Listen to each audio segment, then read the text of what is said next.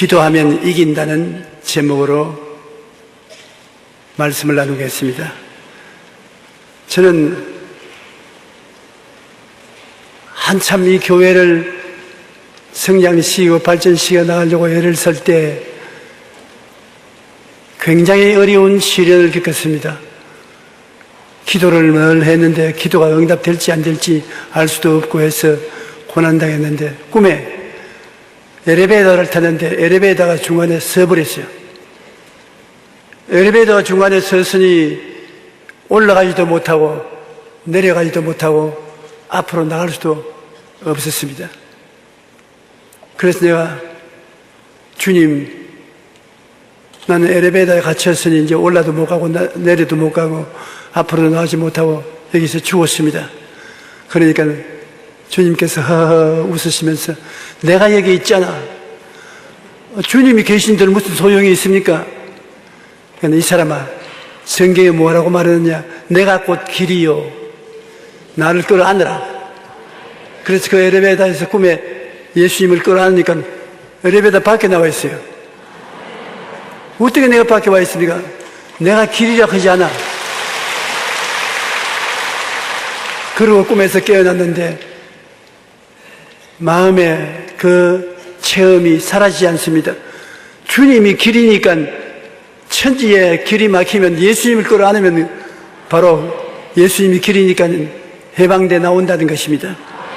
인생을 살아가다가 진퇴양난의 위기를 만났을 때 세상 사람들은 앞이 캄캄하다, 이젠 길이 없다, 막다른 골목이다, 이렇게 말합니다. 저도 이런 말을 많이 했고 여러분들도 많이 했을 줄 압니다. 그러나 하나님을 믿는 사람에게는 길이 있습니다. 바로 예수님께 기도하는 길이 있습니다. 모든 길이 다 막혀도 기도의 길이 열려 있습니다. 오도 가도 못할 때 기도하면 하나님께서 친히 우리의 길이 되어 주시는 것입니다. 예수님은 말씀하시기를, 내가 또 너희에게 이르노니 구하라, 그러면 너희에게 주실 것이요, 찾으라, 그러면 찾아낼 것이요, 문을 두드리라, 그러면 너희에게 열릴 것이니, 기도로 구하고 찾고 두드리면 하나님께서 길을 열어 주신다고 말씀하신 것입니다. 기도는 평범한 사람, 여러분과 저 같은 사람이 천지의 왕 되시는 하나님께 나아가 도움을 호소하는 길인 것입니다. 주님께서는 제자들에게 기도하는 법을 여러 모양으로 가르쳤습니다. 그 가르치신 가운데 불의한 재판관과 억울한 과부의 이야기는 예수님께서 기도의 법을 가르쳐 주신 아름다운 이야기인 것입니다. 항상 기도하고 낙심하지 말라고 하시면서 이 이야기를 하신 것입니다. 기도할 때 얼마 하지 않으면 낙심이 되어요. 스트레스는 걸려오고 고난은 다가오는데 하늘로 열린 문은 닫히는 것 같고 버림받은 같은 심정이 생길 때가 있는 것입니다. 한 도시에 하나님을 무서워하지 아니하고 사람을 무시하는 재판관이 있었는데, 거기에 가난한 과부가 그 도시에 살았습니다. 가난한 과부라는 것은 도움을 받을 수 없는 힘없고 외로운 사람을 말하는 것입니다. 그가 재판관에게 나와서 내 원한을 갚아주시옵소서. 재판관이 말하기를, 저걸 도와줘봤자 내게 돈도 생기지 않고 이익이 생기지 않는데 무엇 때문에 도와주겠느냐. 부패한 재판관은 그를 돌이켜버렸습니다. 그러나 이 과부가 밤낮으로 오는 것입니다. 오늘 왔으면 내일 또 오고 모레 오고 시계가 필요 없어요. 그 시간이 되면 찾아와서 내 원수에 대한 원한을 갚아주셔서 하니 괴로워 견딜 수가 없습니다. 그래서 나중에 말하기를, 내가 하나님을 두려워하지 않고 사람을 무시하되 저 과부가 밤낮 나를 괴롭히니 그의 소문을 돌아줘야 되겠다고. 그래서 그 원한을 풀어주었다는 말씀을 하시면서 주님이 하나님도 두려워하지 않고 사람도 무시하는 흉악한 재판관도 과부의 끊임없이 부르시는 기도에 응답해 주었는데, 하물며 너희 천부께서 너를 귀하게 여기시고 기도에 응답해 주지 않겠는가? 하나님께서 신이 구속하시고 지명하여 불렀으면 내 것이라고 말씀하신 주님이 여러분을 무시할 리가 없는 것입니다. 구하라 주실 것이요 찾아라 찾을 것이요 문을 두드려야 열릴 것이니 구하는 이마다 얻을 것이요 찾는 이가 찾을 것이요 두드리는 이에게 열릴 것이니라. 너희 자식이 떡을 달라 하면 돌을 주면 생선을 달라 하면 뱀을 줄 자가 있겠는가? 네가 악할지라도 자식에게 좋은 줄 알거든 하물며 천부께서 구하는 자에게 좋은 것 주지 않냐시겠느냐. 성경에 보면 하나님이 기도 응답해 주시겠다는 약속이 참으로 많습니다. 우리가 못 믿어서 그렇지 안 믿어서 그렇지 하나님이 주신 약속은 굉장히 많습니다. 왜 우리는 기도하다가 낙심을 하냐면 과연 하나님이 이 문제도 해결해 주시겠느냐 그러한 의심이 생기기 때문인 것입니다. 하나님은 전지전능 무소부지하시고 할 수 없는 것이 없는데도 불구하고 우리는 하나님을 의심합니다. 하나님이 이런 일도 할 수 있겠는가? 그러니까 자연히 믿을 수 없지. 하나님 믿었다가 낭패가 되면 어떻게 하느냐? 우리가 남북 통일을 해야 된다고 늘 말합니다. 그런데 우리 마음속에 늘 생각이 나는 것은 하나님이 과연 남북 통일을 시킬 수 있겠는가? 하나님이 능히 할 수 있는데 우리가 안 믿어지는 것입니다. 또 하나님의 사랑에 대한 무지 때문에 낙심을 하는 것입니다. 하나님이 사랑한다 하시지만 진짜로 날 사랑하시는가? 하나님이 세상을 이처럼 사랑하사 독생자를 주셨다 했는데 다른 사람을 사랑했지 나를 사랑한다는 말 아직 안 했지 않느냐? 나를 딱 지명해서 내가 너를 사랑한다 그러면 좋겠는데 막연히 한 군중들 속에 섞인 나를 사랑한다니 진짜인지 가짜인지 어떻게 알겠는가? 은혜와 자비와 긍휼 오래 참으시는 하나님, 지혜로우시고 거룩하시고 공의로우시고 진실하시고 선하신 하나님이 정말 나를 사랑하겠는가? 우리가 하나님의 능력을 의심하고 하나님의 사랑을 의심하게 되면 믿음이 생겨나지 않고 기도가 나오지 않고 낙심하는 것입니다. 야고보서 1장 6절로 7절에 오직 믿음으로 구하고 조금도 의심하지 말라. 의심하는 자는 마치 바람에 밀려 요동하는 바다 물결 같으니 이런 사람은 무엇이든지 주께 얻기를 생각지 말라. 조금도 의심하지 말라고 했는데 의심이 늘 마음속에 들락날락하기 때문에 마음에 괴롭습니다. 여러분, 우리가 아무 말도 아니하고 마음의 속앓이를 하면서 하나님이 과연 해결할 수 있겠는가? 기도를 들어주실 수 있겠는가? 나를 사랑하시는가? 그런 생각만 하고 있으면 의심이 자꾸 생깁니다. 의심을 대적을 해야 돼요. 나는 하나님을 믿는다. 하나님은 전지전능 무소부지하시다. 하나님은 나를 사랑하신다. 말이 굉장히 힘이 있습니다. 마귀와 대적에 싸울 때 말로서 싸워야 되는 것입니다. 우리가 자꾸 말을 하면 그 말은 믿음을 쌓아 올리고 의심을 쫓아내는 것입니다. 행복하지 않을 때라도 나는 기쁘다, 나는 즐겁다, 나는 행복하다. 마귀는 와서 에이 웃긴다, 너희 환경에 기쁜 일이 어디 있으며 즐거운 일이 어디 있으며 행복이 어디 있냐. 천지가 캄캄한데 그러나 환경을 보지 말고 나는 기쁘다, 나는 즐겁다, 나는 행복하다. 그 말을 마귀나 이웃이 듣기 전에 누가 듣는가 하면 자기가 듣습니다. 제일 먼저 여러분이 말하면 여러분 말을 여러분 자신이 듣습니다. 여러분 자신이 들으면 여러분의 마음속에 있는 두뇌는 여러분의 말이 참말로 인정을 하고 그대로 준비를 하는 것입니다. 두뇌가 눈으로 보니 환경은 그렇지 않은데 귀를 들어보니 말을 들어보니 환경이 그렇지 않은데 그러나 내가 말을 하기를 기쁘다, 즐겁다, 행복하다니 그 말이 참말일 거다. 그러므로 우리 행복하고 기쁜 태도를 취하자. 적극적이고 창조적이고 건설적인 행동을 취해서 나가자. 그래서 여러분이 사람들이 다 웃고 탄식하고 가슴을 치는데도 웃고 즐거워하고 할 수 있다 하면 된다 해보자.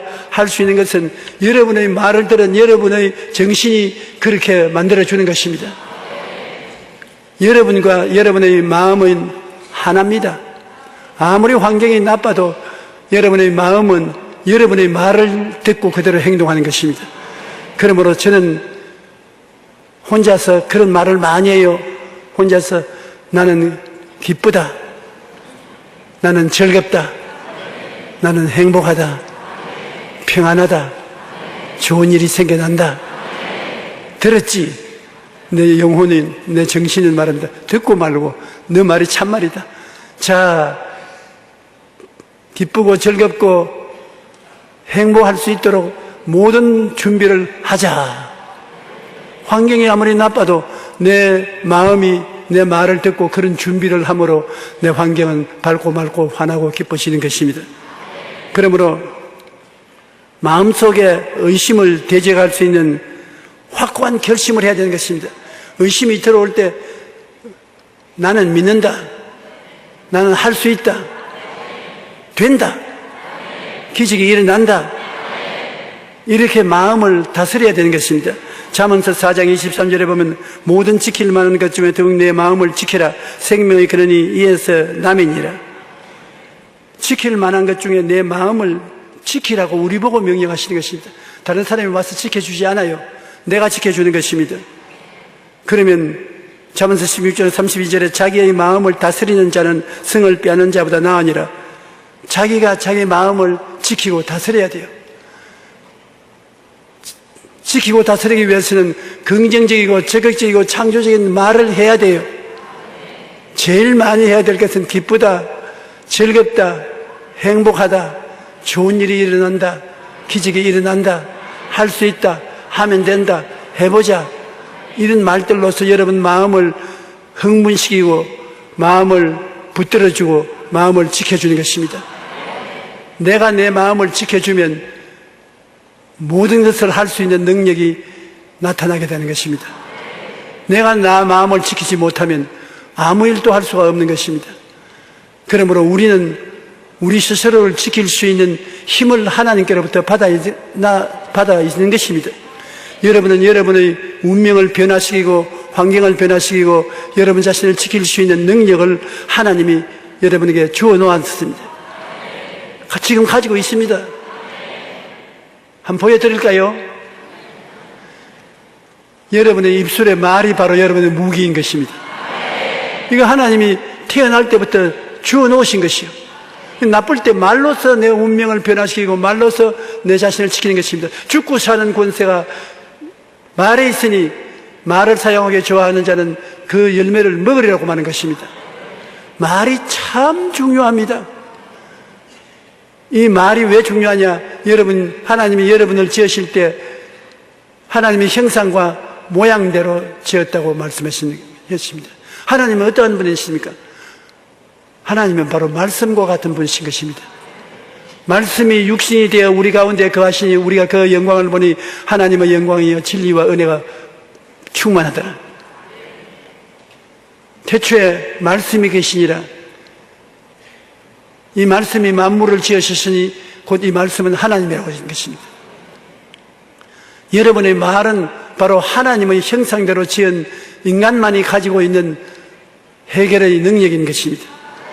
그러므로 지금도 여러분 스스로를 굉장히 변화시킬 수 있어요. 몸이 아픈 사람은 아이고 아프다, 아이고 괴롭다, 견디지 못한다 이러면 죽을 준비하자고 마음이 말하는 것입니다. 항상 여러분 자신 보고 괜찮다, 건강하다, 튼튼하다, 힘이 있다, 굳세다 그렇게 말하면 여러분 마음속에 모든 것이 동원되어 잘 준비하자, 능력을 나타내자, 호르몬이 나가서 모든 질병을 저항하자, 여러분이 살아나게 되는 것입니다. 그렇기 때문에 마음의 생각에 확고한 결심을 해야 되는 것입니다. 입술에 말로서 하는 것입니다.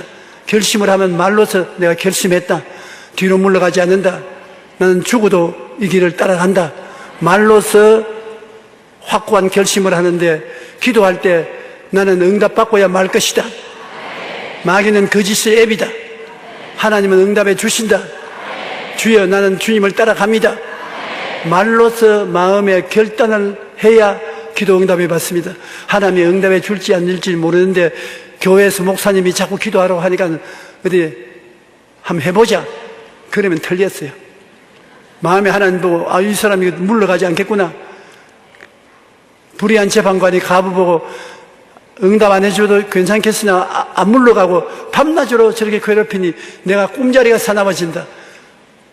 응답을 해줘야지. 단호한 결심을 하니까 불의한 재판관도 뒤로 물러가는 것입니다. 여러분, 단호한 결심을 어떻게 하는 것입니까? 발을 꾸림으로 단호한 결심을 합니까? 아닙니다. 입술의 말로서 단호한 결심하는 것입니다. 나는 안 물러간다. 나는 결단코 안 물러간다. 나는 응답받고 말겠다. 나는 앞으로 나아간다. 마귀가 아이고 할 수 없다.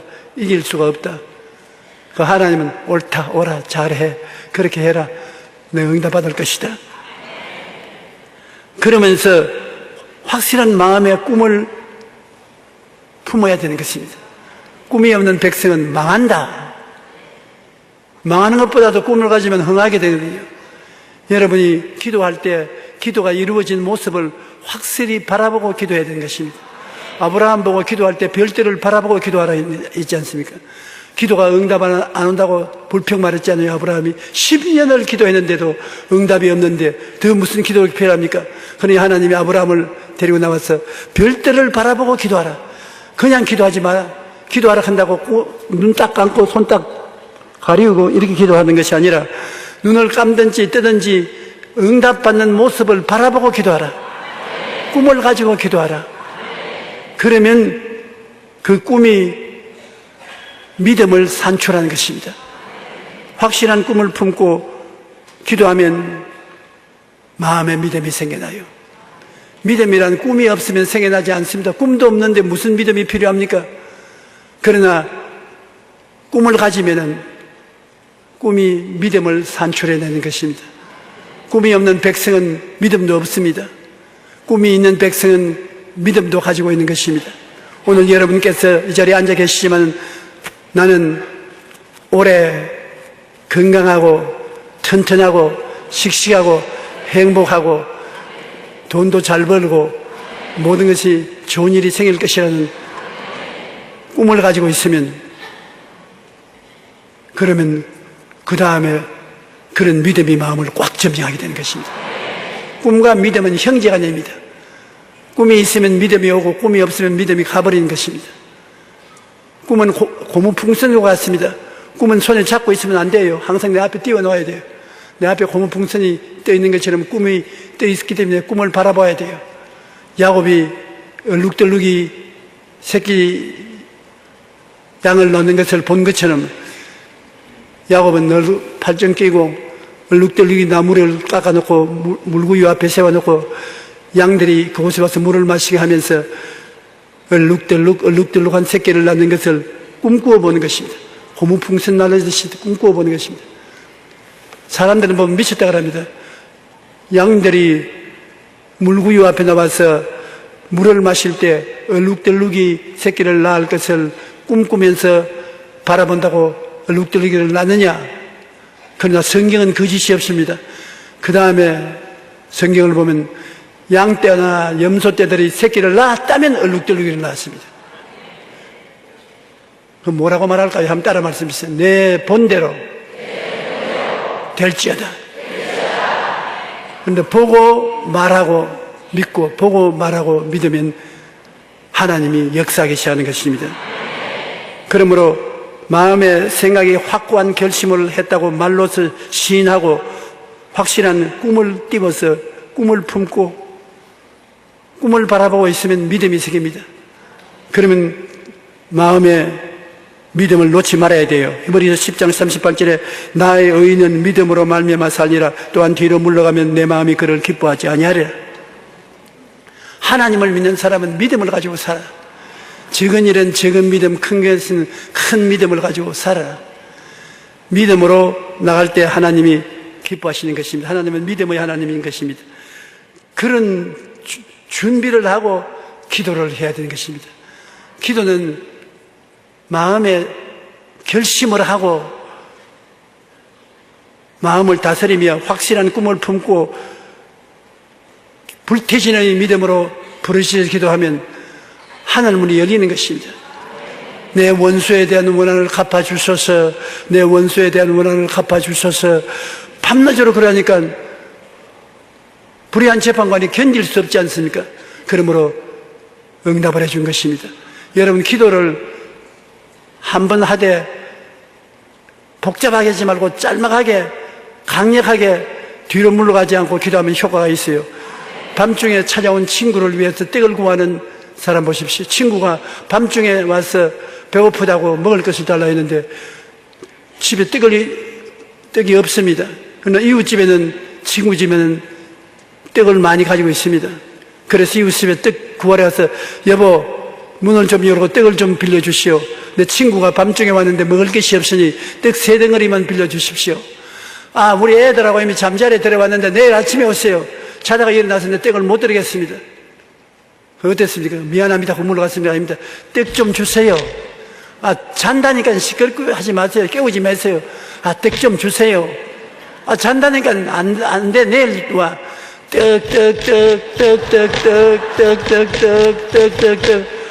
아이고, 사람 죽이네, 죽여. 제가 이웃 사촌이라고 해서 친구로서 떡을 주는 것이 아니라 내 잠 좀 자기 위해서 줘야 되겠다. 그래서 떡을 내어 줬다고. 하나님이 그렇게 가르치는 것입니다. 하나님께서 우리가 하나님께 기도할 때 돈이 필요하면 돈. 하나님이 귀찮아 견딜 수 없을 정도로 그렇게 하라는 것입니다. 점잖하게 하지 말고 아예 그냥 땡깡을 부리면서 기도를 하면 응답해 주시겠다는 것입니다. 예수님께서도 기도를 굉장히 중요히 여기신 것은 새벽 기도를 제일 먼저 하신 분이 예수님이신 것입니다. 예수님이 새벽에 일어나서 일찍이 고요한 곳에서 기도하셨고, 예수께서 사역을 시작하기 전에 40주 40야 기도를 하셨고, 예수님이 밤을 새워가면서 산에서 기도하셨고, 새벽 기도, 금식 기도, 철학 기도들을 다 예수님께서 하신 것입니다. 마가복음 1장 35절에 보면 새벽 아직도 밝기 전에 예수께서 일어나 나가 한적한 곳으로 가서 기도하시더라. 예수님은 하나님이신데도 불구하고 사람이 되어 오셔서는 그 한계점이 있습니다. 사람은 하나님께 기도해서 응답을 받아야 일을 할 수 있으므로 하나님께 엎드려 기도하는 것입니다. 전 기도와 보통 기도에서 안 될 때는 금식 기도가 굉장히 효과가 있습니다. 금식은 하기를 좋아하는 사람이 없어요. 저는 금식을 굉장히 싫어합니다. 밥 먹는 것이 좋고 굶는 것이 싫어요. 그런데 아주 된 분하고 만나서 목회를 하게 되어서 어찌할 수 없이 금식을 했는데, 누구냐? 최자실 목사님인 것입니다. 아, 문제만 생기면 내 덩어리를 탁 치면서 3일 금식, 일주일 금식. 아유, 나는 안 돼요. 내일부터 밥 안 해? 내일부터 밥 없어. 그 아침에 일어나서 보면 밥을 안 해줘요. 난 밥 할 줄 모르고. 그러니 금식하지요. 그때는 내 생각에, 아이고, 저 할머니 빨리 세상 떠면 좋겠다. 너무 지독하게 믿어서 따라갈 수가 없다고 생각했는데, 지금 생각해보니 금식 기도가 많은 문제를 해결해 주었어요. 그냥 새벽 기도, 철야 기도, 그런 기도도 좋지만은 금식 기도는 이사야 58장 6절에 우리 다 같이 한번 읽어보십시다. 내가 기뻐하는 금식은 흉악의 결박을 풀어주며 멍에의 줄을 끌어주며 압제당하는 자를 자유케 하며 모든 멍에를 끊는 것이 아니겠느냐. 묶이고 짓눌리고 고통당하면 금식이 이렇게 효과가 있다는 것입니다. 하나님께서 우리에게 말씀하시는 것이, 마귀가 우리를 결박해서 염려와 근심으로 고통당할 때 금식하면 흉악의 결박을 풀어준다. 마귀가 흉악한 놈 아닙니까? 흉악의 결박을 풀어준다. 멍에의 줄을 끌어주며 압제당하는 자를 자유케 하며 모든 멍에를 끊는 것이 아니겠느냐. 효과가 있습니다. 그러므로 여러분께서 자기 힘으로 이길 수 없는 고난이 다가오거든 금식 기도를 하십시오. 집에서 해도 좋지만은 음식을 자꾸 보게 되기 때문에 중간에 음식을 기도를 깨기가 쉽습니다. 오살리 기도원에 가는 것이 좋습니다. 교회에 들어가서 금식하면 응답이 돼요. 나는 어느 조그만 도시 시장이 조찬 기도에 와서 나에게 이런 간증을 했어요. 자기 부인이 병을 앓다가 안진뱅이가 되어서 일어나지를 못해요. 그러니 자기가 대소변을 딱 갈려내고 밥상 차려주고 목욕 씌워주고 견딜 수가 없거든요. 자기가 하는 말이 마누라 사랑한다 사랑한다 하면 나처럼 되어보면 사랑이 어디 있는지 찾기가 힘들다고. 그렇게 나중에는 짜증이 나고 불평이 나고 어찌할 바를 몰라서 있는데 예수 믿는 친구가 와서 너 마누라 낳고 싶지 않느냐. 말 같은 소리를 하냐. 낳게 돼야지. 그러려면 여의도에 가면 큰 둥그란 건물이 있는데 교회같이 안 생겼다. 창고같이 생긴 건물이 있는데 거기 가면 병 나은 사람들이 와글와글하다. 마누라 고치려면 거기에 가거라. 그러더랍니다. 그래서 그런 예수님도 모르고 아무것도 모르면서 우리 여의도 순복음교회에 왔어요. 오니까 아니 아니라 창고 같은 교회에 사람들이 와글와글해서 붙잡고서 병을 어디 가서 고칩니까? 그걸 물으니까 아니 당신 왜 왔어? 마누라가 아파서 병 고치러 왔습니다. 그러면 병 고치는 여기 아니다. 그럼 어디 갈까요? 오살리 기도원으로 가라. 그래 또 오살리를 찾아서 갔답니다. 가니까 많은 사람들이 밥을 안 먹고 눈이 쑥 들어가가지고서 그림자같이 걸어다니면서 왔다 갔다 하기에 그 교회 주의 종을 붙잡고 나는 여기 마누라 병 나으러 왔으니 어떻게 할까요? 교회에 나온 지 얼마 됐냐? 오늘 처음 교회에 나왔습니다. 그래? 그러면 여기는 굶는 것인데 굶을 수 있느냐? 마누라 낳는다면 굶어야죠. 저 기도 굴에 들어가서 일주일 동안 먹지도 말고 마시지도 말고 기도하고 그러고 집에 가서 마누라 위해서 기도해 주라. 그 기도를 어떻게 하는 것입니까? 그러니까 그 주의 종이 자기를 내려보고 웃더니만 어디서 시작해야 될지 알 수가 있어야지. 그냥 내 집사람 고쳐주시옵소서, 내 집사람 고쳐주시옵소서 그 말만 하라 그래. 그 주의 종도 엉터리 주의 종인 같은 누구인지 몰라도. 그래서 굴 속에 들어가서 밤새도록 내 아내 고쳐주시옵소서, 내 아내 고쳐주시옵소서, 내 아내 고쳐주시옵소서.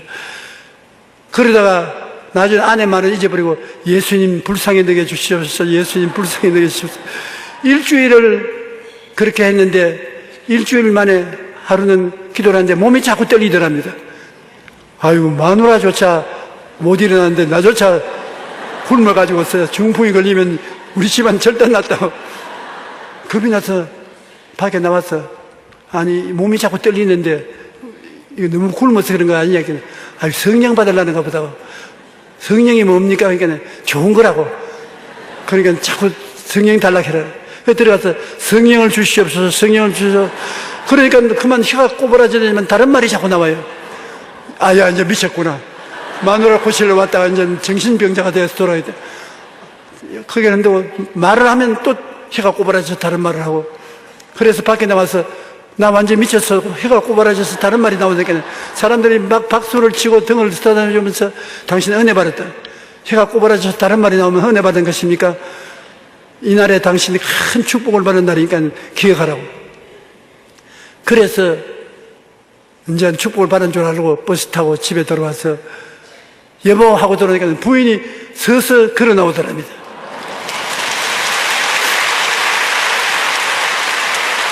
그래 너무나 놀래가지고서 아니 언제부터 서서 걸어 나오냐 말한데 보니까 자기가 방언을 할 그 시간에 그 부인이 한 말이 누가 옆에 서서 일어나라.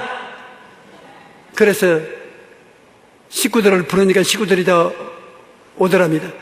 내가 넘어지기 전에 내 몸에 손대지 마라. 내가 내 혼자서 걸어볼 테니까. 그래 일어서니까 일어서지고 다리에 힘이 생겨서 걸어보니 그냥 걸어지거든요. 그래서 남편의 덕분에 병이 나버렸었어요. 그 다음에 그 두 분이 열심히 우리 교회 나오면서 선거 기간에 자기 고향 땅에 자기도 나가서 시장을 한번 해봐야 되겠다. 왜냐? 기도하니까 마누라가 일어나서 그 기도하는데 기도하면 시장이 안 되겠나? 그래서 열심으로 기도를 하고 시장 시켜주면 시를 잘 이끌어 나가겠다고 강구하고 난 다음에 내려가서 시장 선거에 나갔는데 어떻게 됐겠습니까? 당선돼 버렸어요. 그래서 내가 그 시에 내려가니까 우리 교회 목사님이 오셨다고 대접을 융숭하게 해주어서 잘 받고 간증도 사람들 앞에 싸고 굉장히 즐거운 시간을 가졌었습니다. 점심저녁으로 기도하면 엉터리 기도라도 하나님이 들어주신다는 것입니다. 누가복음 6장 12절로 13절에 예수께서 기도하러 산으로 가서 밤이 맞도록 하나님께 기도하시고 밖으로 그 제자들을 불러서 그 중에 12를 택했다고 했는데 예수님께서도 12제자를 택할 때 그냥 택한 것이 아니라 밤새도록 기도하고 하나님의 응답을 받고 12제자를 선택한 것입니다. 그러므로 기도는 반드시 여러분에게 좋은 결과를 갖다 주시는 것입니다. 우리가 기도할 수 있다는 것이 하나님께서 우리에게 주신 거대한 무기인 것입니다. 말로써 기도하고 말로써 마귀와 싸워서 이기고 하나님의 기적을 받게 되는 것입니다. 여러분 기도를 하고 난 다음에 그냥 밖에 나가서 일하러 갈 때나 방문 갈 때나 시장에 갈 때나 그냥 가지 마시고 입술로 늘 중얼거리면서 가십시오. 응답을 받게 되면 입술로 중얼거리는 것이 하나님의 역사에 일어난 것입니다.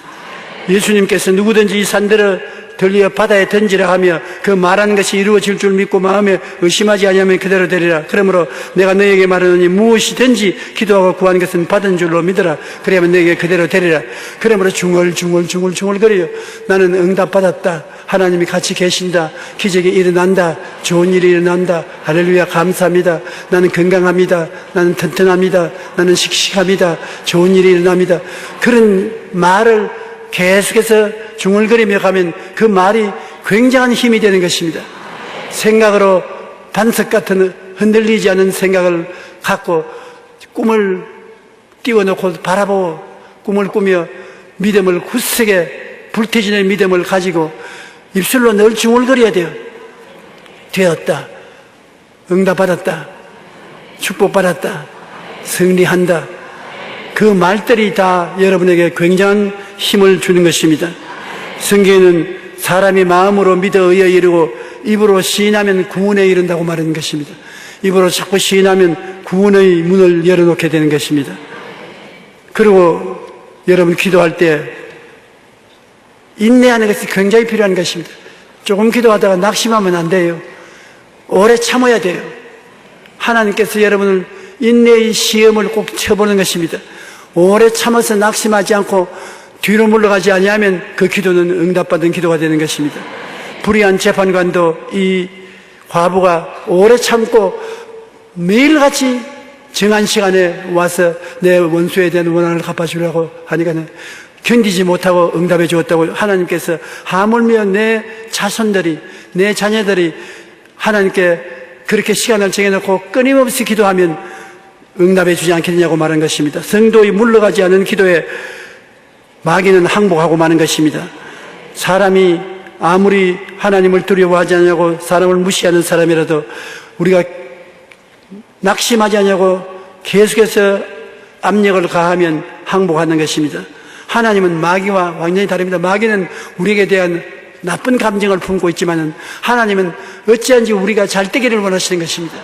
그러므로 기도해야 도와줄 수 있으므로 기도하기를 원하시는 것입니다.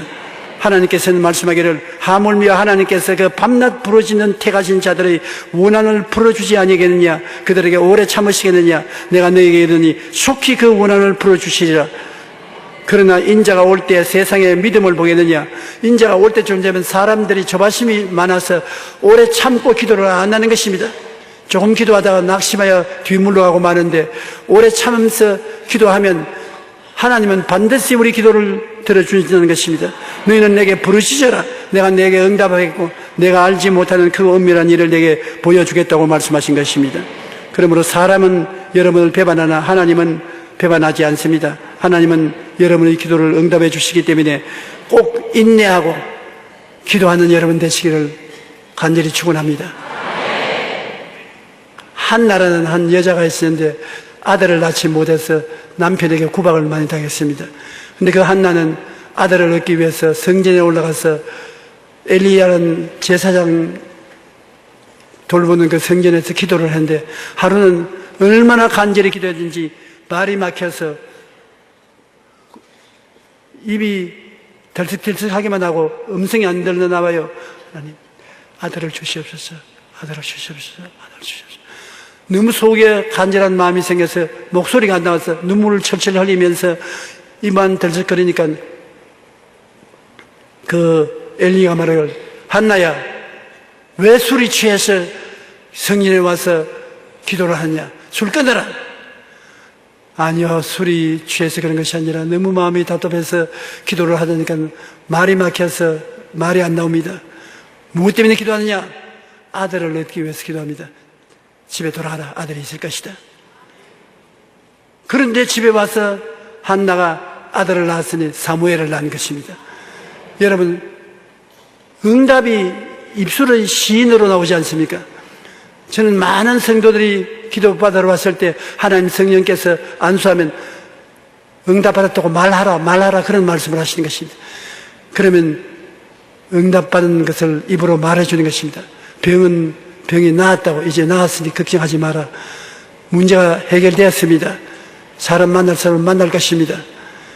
말이 효과를 발생해서 그 말이 기적을 베풀어 주시는 것입니다. 그러므로 마귀는 우리가 하나님께 응답받은 것을 말하면 두려워서 도망을 치고, 하나님 앞에서 우리가 말을 시인하면 하나님은 내 말한 대로 될지어다, 말한 대로 이루어 주시는 것입니다. 나는 우리 어머님께서 신장염으로 병이 들었는데 신장염이 깊어서 조금만 있으면 피를 갈아야 되는, 그 뭐라 합니까? 신장 자완 그런 병에 걸렸어요. 그래 의사가 하는 말이 병원으로서는 어찌할 도리가 없고 얼마 있지 않으면 피를 걸러내야 되니까 그렇게 하라고. 아유, 나이 이제 80이 넘은 할머니가 피를 걸러내자니 얼마나 고통스럽습니까? 제가 기도를 하는데 진짜로 속이 타는 기도를 했어요. 어머니 낳는 것도 대단히 중요하지만 어머니가 병에 걸리면 맏아들로서 내가 어머니 돌보기에 얼마나 고생하겠노 싶어가지고서 고생 안 하기 위해서, 그리고 또 얼마나 비용도 들지 않겠나 간절히 기도하니까 내가 환상을 봤는데 제가 잔디를 손을 잡고 당기니까 뿌리가 박혀서 안 떨어져요. 그 잔디를 잡고서 제가 채찍에 맞으므로 어머니는 나았다, 제가 채찍에 맞으므로 어머니는 나았다, 이 잔디야 물러가라 당기니까 쭉쭉쭉쭉 소리가 나면서 뿌리가 뽑히더니 나중에 쭉 하면서 뿌리가 뽑히니까 내가 뒤로 잡아졌어요. 내 가슴에 잔디를 잡지 않고 넘어졌어요. 그래서 잠에서 깨어나서 별한 꿈도 다 꾼다, 잔디하고 내가 무슨 원수가 졌다고 기도하는데 내가 고생을 하냐. 그걸 보고 난 다음 어머니가 가서 어머니 병이 나았습니다. 어떻게 알아? 오늘 내가 안수하면 잔디가 떨어져 나오듯이 병이 떨어져 나왔으니까 나았습니다. 안수를 하고 이제 나았다고 말하세요. 어머니 환자라고 말하지 마십시오. 알았다. 이제 투석한다고 말하지 마시고 건강해졌으니까 병원에 한번 가보자고. 그리고 병원에 가서 조사를 하니까 깨끗이 나았어요.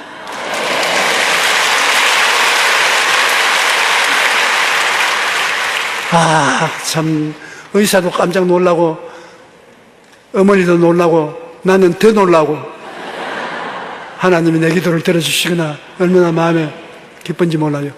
그와 같이 말씀을 통해서 죄가 용서받고, 말씀을 통해서 마귀가 쫓겨나고, 말씀을 통해서 병이 낫고, 말씀을 통해서 축복이 다가오기 때문에 여러분, 하나님이 말할 수 있는 힘을 주신 것을 굉장히 감사해야 되는 것입니다.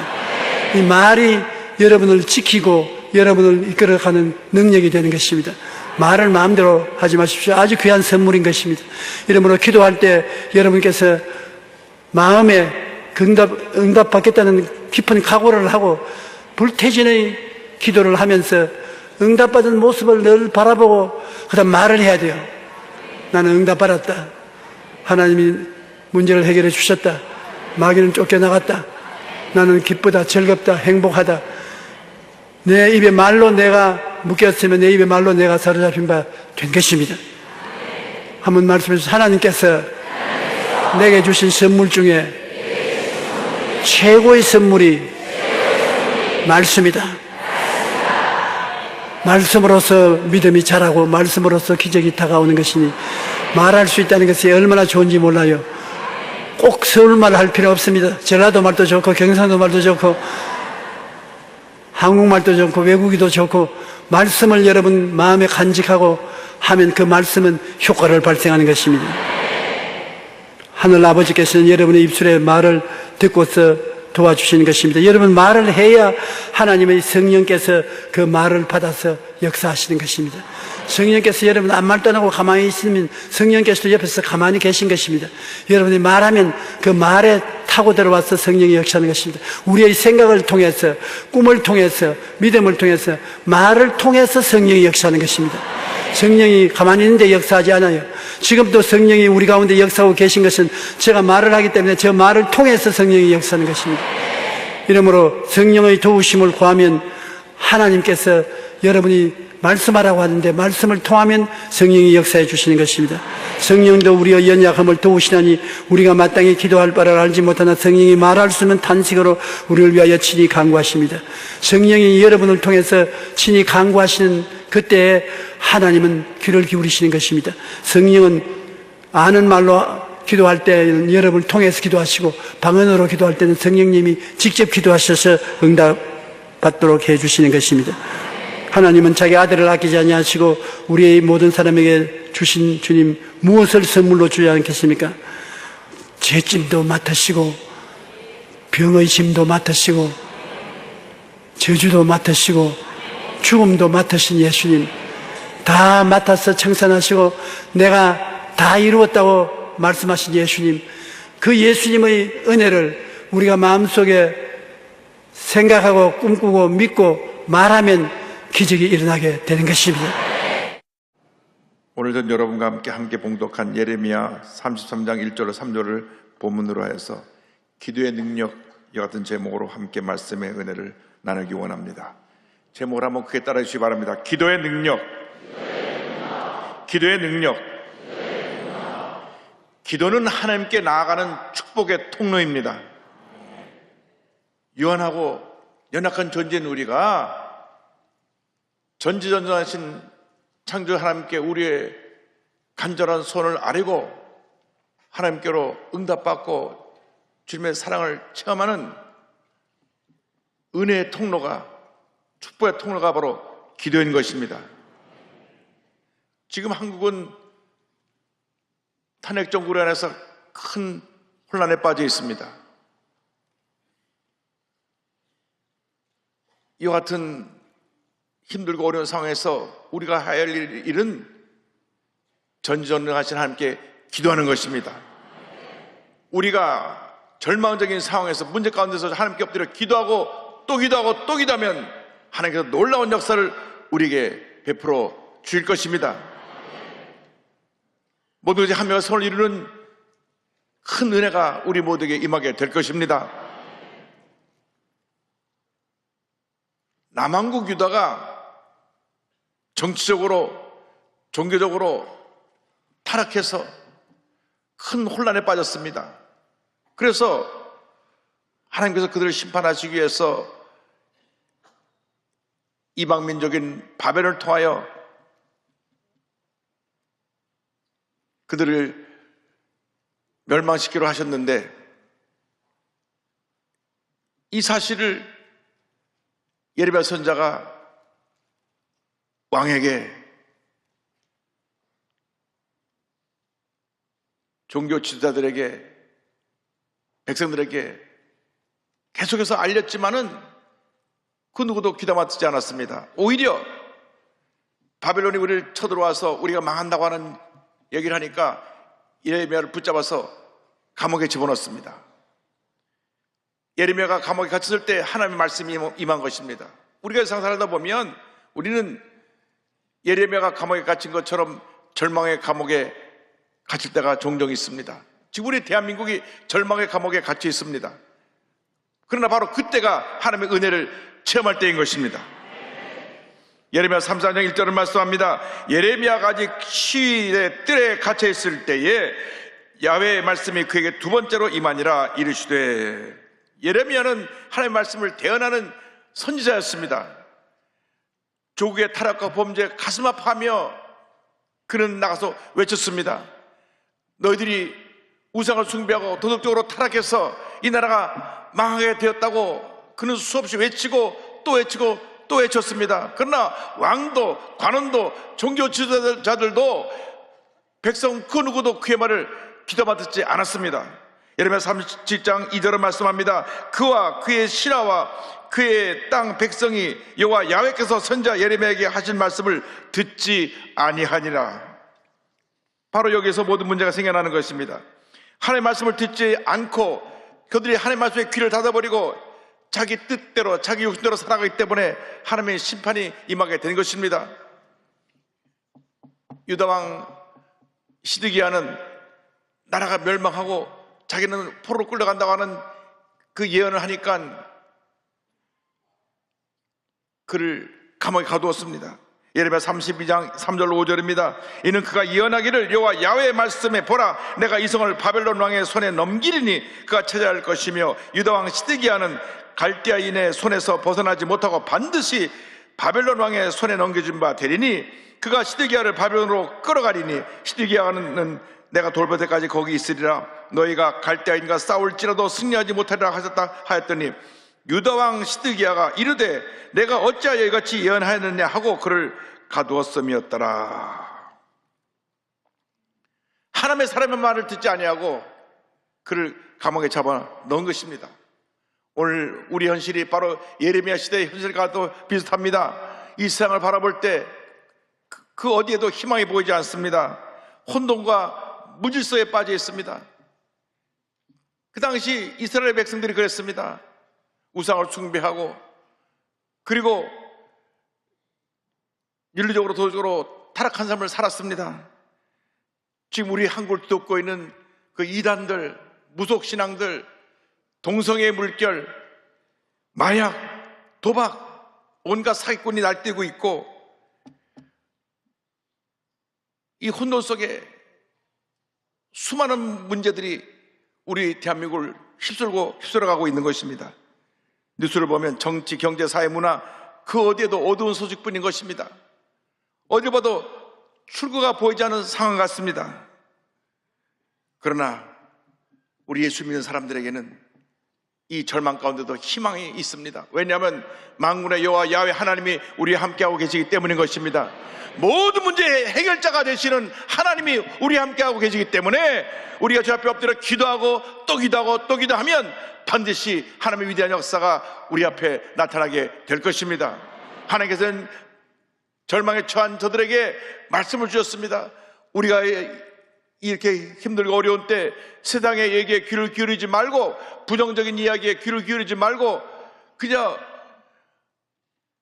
없는 얘기 쳐서 만들어내는 유튜브에 빠져있지 말고 하나님의 약속의 말씀에 귀를 기울이고 말씀 인도함을 받는 인도함을 받아 살아가는 여러분 모두 되시기를 주님의 이름으로 축원합니다.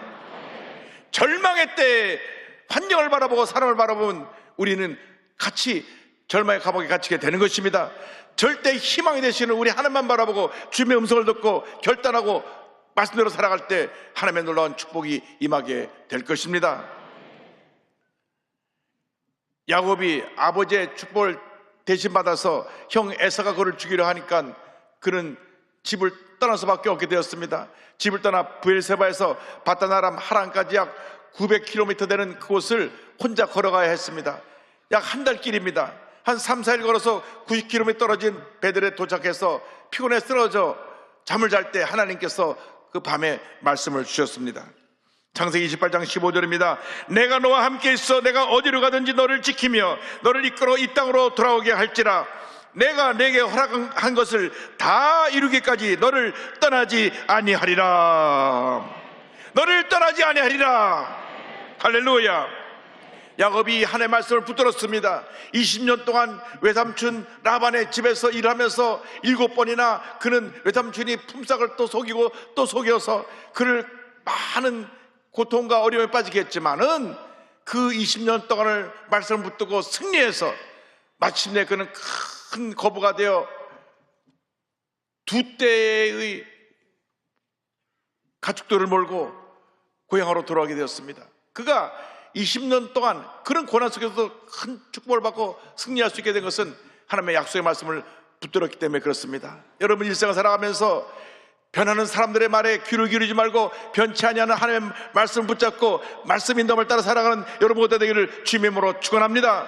시편 119편 105절은 말씀합니다. 주의 말씀은 내 발의 등이요 내 길의 빛이니이다. 이상 모든 것은 변하지만은 하나님의 말씀은 절대로 변하지 않습니다. 말씀을 붙잡고 믿음으로 전쟁에 나갈 때 놀라운 은혜와 축복이 우리에게 임하게 되는 것입니다. 말씀 은혜 속에서 우리가 영적으로 더욱 강건해지고 우리의 속사람이 성장하게 되어서 하나님의 영광을 나타내는 주님의 귀한 일꾼으로 변화되는 놀라운 은혜가 임하게 되는 것입니다. 여러분 주님 안에서 날마다 말씀을 잡고 영적으로 성장하여 영적인 거인으로 귀하게 위대하게 쓰임받는 모두가 되시기를 주님의 이름으로 축원합니다. 우리가 말씀을 붙잡고 나갈 때 하나님께서 우리 위해서 일하시는 것입니다. 예레미야 33장 2절은 말씀합니다. 이를 행하시는 여호와 야훼, 그것을 만들며 성취하시는 야훼, 그 이름을 야훼라 하는 이가 이와 같이 이르시도다. 하나님께서 자신의 이름 여호와 야훼를 3번이나 강조해서 말씀하시면서 예레미야에게 약속의 말씀을 주셨습니다. 우리가 일생 살아가는 동안에 예레미야 같이 하나님께 받은 말씀을 붙잡고 믿음으로 전쟁에 나가는 우리 모두가 되어야 합니다. 우리가 말씀을 붙잡고 나갈 때 하나님께서 우리를 대신하여 일을 하시는 것입니다. 하나님께서 온 세상 우주 만물을 지으시고 다스리고 계십니다. 알파 오메가 되시고 시작과 끝이 되시는 것입니다. 삶이 너무나 절망적이고 힘들고 한치 앞도 내다보지 못하는 그러한 어둠에 처해 있을 때 그때도 하나님은 우리를 지켜보고 계시고 우리의 삶을 인도하고 계신 것입니다. 지금 영세 소상인들이 너무나 힘들다고 말합니다. 하루하루 살아가는 것이 지옥과 같다고 말합니다. 그러나 우리가 이 현실은 절망적이고 지옥 같은 삶이지만 주님을 바라볼 때 희망이 있습니다. 하나님의 은혜가 있습니다. 축복이 있습니다. 기적이 있습니다. 잠깐만 참고 힘내고 나면 밤이 깊은 밤이 지나고 난 다음 희망의 새벽이 밝아오게 될 것입니다. 이 절망의 밤에 하나님께서 일하고 계신 것입니다. 우리가 구원받은 것이 전적으로 하나님의 은혜로 된 것입니다. 내가 잘나서 구원받은 사람 한 사람도 없습니다. 하나님 일방적으로 죄인인 우리를 택하셔서 구원해 주신 것입니다. 모든 것이 하나님의 은혜로 된 것입니다. 그러므로 이렇게 힘들고 어려울 때 우리는 주님의 은혜 가운데 거해야 되는 것입니다. 우리가 주님 은혜 감사하고 믿음으로 전쟁에 나갈 때 우리 속에 주님의 귀한 일을 시작하신 하나님께서 그 일을 완성시켜 주시고 하나님의 영광을 나타내 주실 것입니다. 빌립보서 1장 6절을 말씀합니다. 너희 안에서 착한 일을 시작하신 이가 그리스도 예수의 날까지 이루실 줄을 우리는 확신하노라. 우리가 믿음으로 전쟁에 나갈 때 절대 전능자가 되시고 모든 일을 다스리고 계신 하나님께서 우리 삶 가운데 위대한 역사를 이루어 주실 것입니다. 대한민국의 처한 모든 문제는 우리 절대 주권자인 하나님께 맡기고 우리가 주의 도심을 간구하며 말씀을 잡고 기도해야 되는 것입니다. 말씀을 잡고 간절히 기도할 때 기적이 일어나는 것입니다.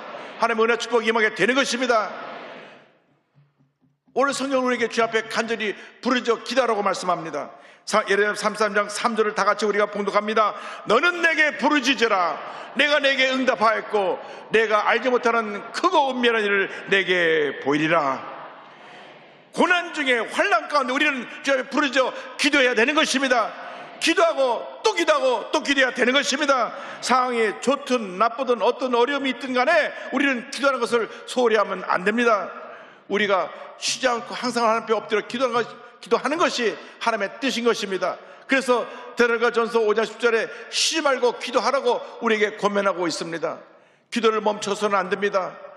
이스라엘의 위대한 주자 사무엘은 자기는 하나님 앞에 기도를 쉬는 죄를 범하지 않았다고 그는 고백했습니다. 사무엘상 12장 23절입니다.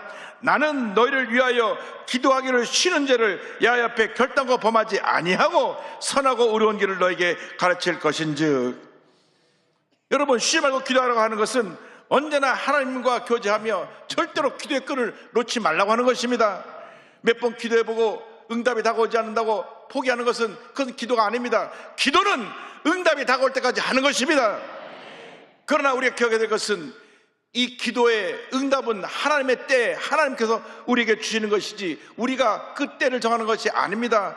그러므로 전폭적으로 하나님만 믿고 의지하고 기도하고 또 기도하고 또 기도하고 또 기도해서 하나님의 놀라운 은혜를 기적을 체험하는 여러분 모두가 되기를 간절히 소원합니다.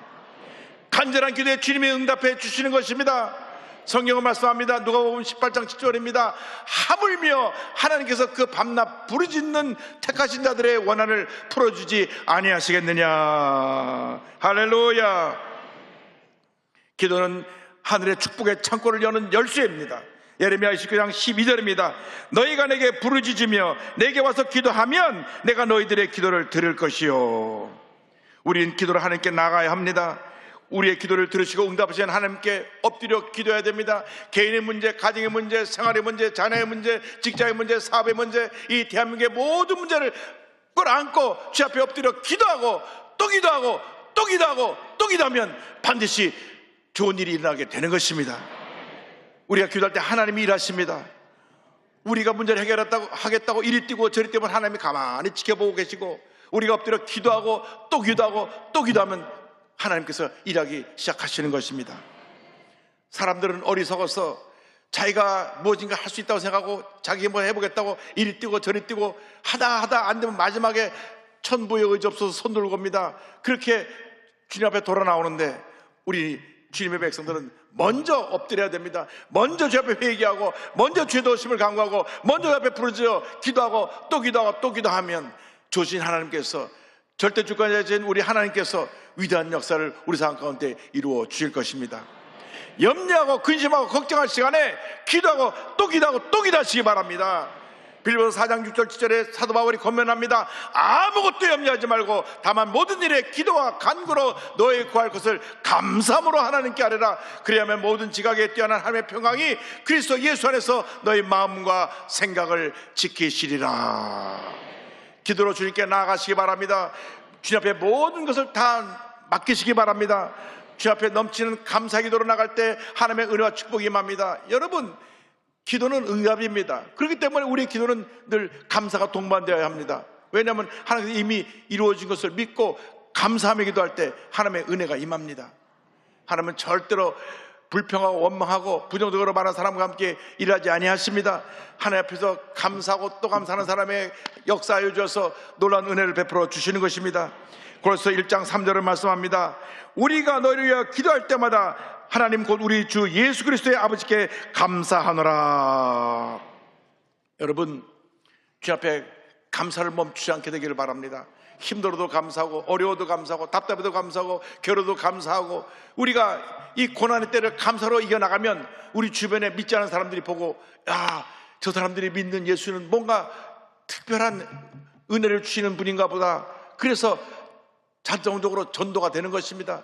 여러분들이 있는 곳에서 전도의 일꾼이 되어서 믿지 않은 수많은 사람들에게 예수님을 전하는 그러한 귀한 주님의 일꾼들이 되기를 바랍니다. 여러분, 한 영혼이 천하보다 귀하다고 했는데 여러분이 만나는 사람들에게 예수를 전해서 그가 구원받게 되면 하나님이 얼마나 기뻐하시고 우리에게 복을 내려주시겠습니까?